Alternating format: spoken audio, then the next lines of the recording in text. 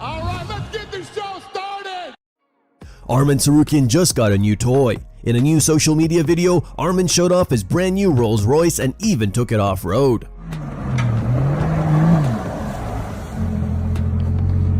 Where's valet parking? That way, brother.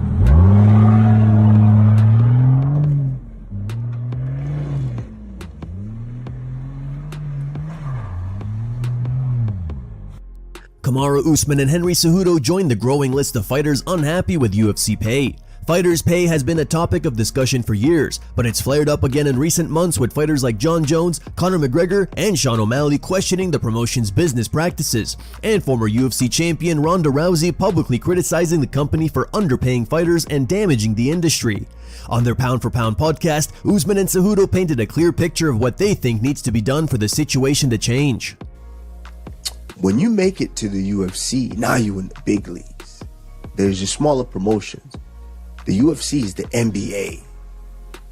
It's the NFL. Now you're in the big leagues. So when you make it to the big leagues, you should be fighting for 10 and 10, $10,000 or $8,000 or something like that. You know, now it really kind of hits home with what he was saying. Because if you look at the NBA, when you make it to the league, oh, I made it to the league. Now I can change my family's life. I can change the trajectory of all these certain things. Obviously, yes, as a rookie, you got to work through, you know, your rookie contract or whatnot. But yes, it is absurd that you can be it is absurd that you can be a contender or even champion like Jon Jones, multiple times, the greatest of all time, and still the greatest of all time, and still potentially complain about not getting a fair share. Because, you know, there's guys in the NBA that you've never heard of that made $100 million. You never heard of them. Okay, I'll tell you why. Why? Because a lot of these foreign fighters that have never been paid, that have fought on the street for free, they're happy with the $100,000 bonus. They're happy with just getting famous. You know what I'm saying? For Americans, that we understand the game of how the associations have worked, it's different. Belal Muhammad doesn't believe Sean Strickland deserves a title shot against Khamzat Chimaev. For months, talk centered around a potential matchup between Chimaev and Nasruddin Imavov, and it seemed like the UFC was heading in that direction. However, after an impressive win over Anthony Hernandez, Strickland secured the title opportunity he had been calling for. Speaking in a recent YouTube video, Muhammad shared his thoughts, saying he feels for Imavov and hopes Chimaev beats Strickland badly at UFC 328. Sucks for Curtis, right? I think it was just a bad matchup. Really couldn't get nothing going, no striking going. I am happy that Strickland was in his corner though, so he could get like a sneak peek of what's gonna happen to him against Chimaev. That fight was just announced this week. Sucks for Imavov. You got to feel for him. I thought he earned a title shot. I thought that he was going to get the title shot. But I think the trash talk and the stupidity and the era we live in now, where Strickland talks his way into a title shot, and you know it's going to get people to want to talk, people to want to view, especially with Chimaev. You know they're going to go back and forth. The only thing I'm excited for is to see Chimaev smash him and walk through him. I think that's what it's going to be. I think he's going to be able to take him down, control him, and I'm hoping that cut him open a little bit, let him bleed a little bit, and then break him mentally and tap him out. For Imavov, I don't know if he's going to be the backup, if he's going to wait, if he's going to take another fight, but I think after Chimaev wins this one, I think he'll go up to 205. And then I think that'll leave an opening at 185 for a title, so be patient, Imavov. Michael Page is another fighter who doesn't believe Sean Strickland deserves a title shot. Speaking in a recent interview with CBS Sports ahead of his clash with Sam Patterson at UFC London this Saturday, Venom was asked which division would give him the fastest path to a title opportunity. MVP admitted he initially thought middleweight would be the quickest route, but after seeing Strickland secure a title shot he feels wasn't earned, he's no longer so sure. Do you feel like you're a better fighter in either weight class, or you have a quicker path to the title in either one? How do you look at it?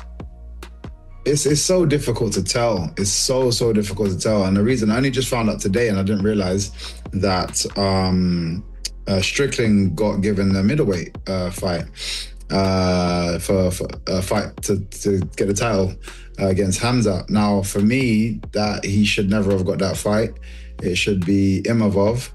who I think most people would say was kind of the obvious one next in line.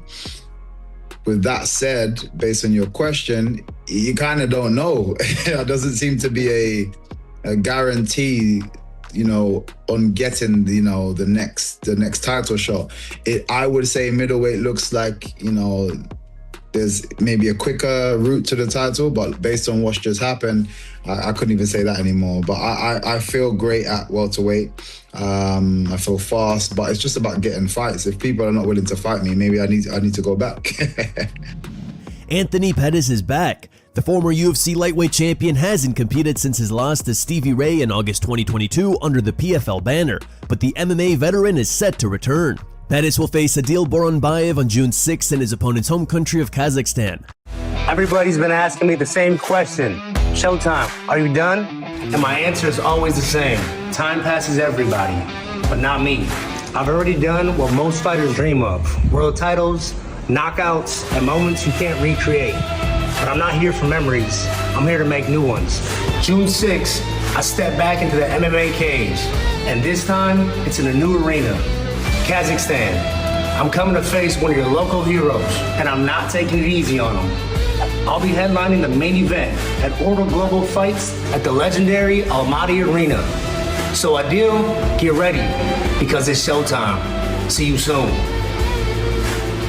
Movsar Evloev is confident he could break Alexander Volkanovski. Speaking to Mike Perry on the Overdogs podcast, Evloev shared his prediction for a potential matchup, stating that he believes he has what it takes to finish the UFC featherweight champion. If you faced Volk for the title, how would you fight against him in his style and game plan? I think right like him, I'll just push him to the wall. To don't let him run from me, to don't let him move. Yeah. And then he have to do exchanging with me. And then he will tire, or I'll break him. I know that I have bigger power, better wrestling, and I can control this guy 5 rounds or finish.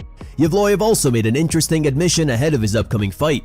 In an interview with the UFC before UFC London, he revealed that Lerone Murphy once dropped him with a liver shot during a training session in Thailand 8 years ago. Put up a picture, he ain't undefeated. What's the history of this picture and that tweet? Do you remember this? Честно, до того момента, пока он не выложил этот скрин, я даже не знал, что это был он. I don't remember what you're talking about, to be honest. 7 лет назад на спаррингах в Таиланде. But Один пацан, как выяснилось, это оказался Мерфи. we have trained together in the past. И ему воспользовался моментом, пробил по печени. It was a long time ago, to be honest, so Такая иногда бывает ситуация, когда... I'm not taking anything away from that. Я даже рад, что он это выставил, потому что до этих пор я не знал, что это был он. А сейчас я знаю, с кого спрашивать.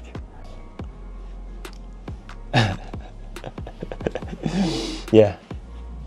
Harry Hardwick got his jaw wired shut after a brutal injury at UFC Vegas 114. On Thursday, Hardwick answered questions from fans on social media, saying the damage was worth it after UFC matchmaker Hunter Campbell promised him another opportunity in the promotion, despite a 0-2 record in the UFC. Was it worth it? That's quite an interesting question.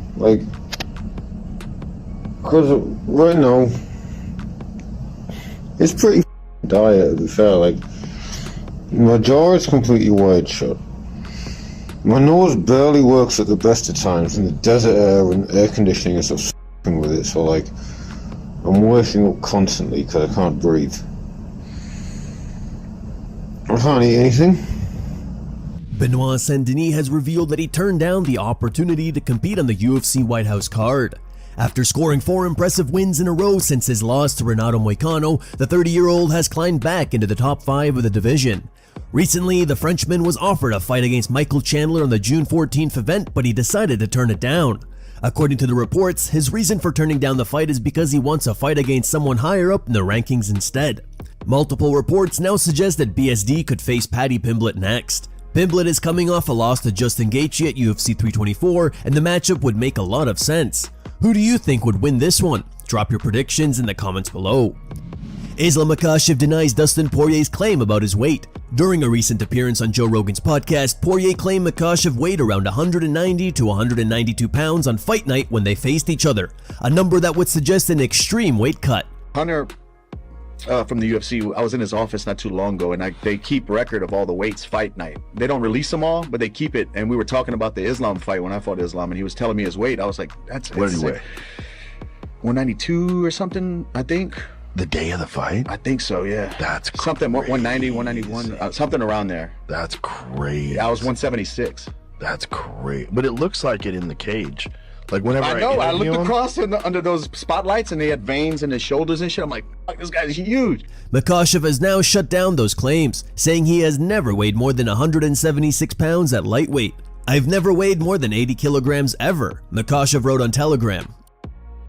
Here are the top 3 memes found on the internet. Number 3 meme was posted by Undisputed Take. Number 2 meme was posted by Far Cry X1Z. And number 1 meme was posted by Infamous Skin.